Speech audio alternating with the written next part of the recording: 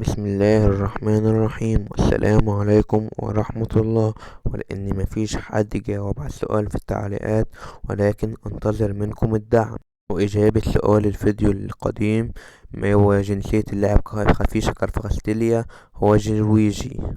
تعالوا اقول لكم اهم معلومات استاد الاهلي.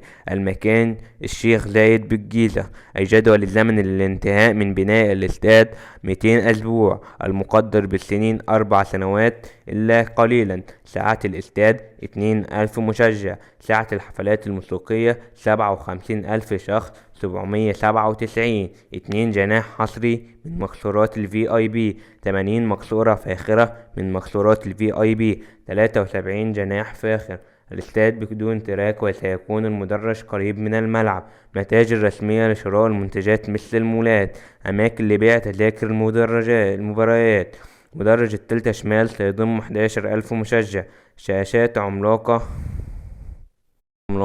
لمتابعة المباريات بأفضل جودة. مطاعم وكافيهات لخدمة الجماهير. مدينة ألعاب ترفيهية لكل الأعمار. موقف سيارات يستوعب الآلاف من السيارات. افتخر بقومك أهلاوي، ستملك استاد عالمي.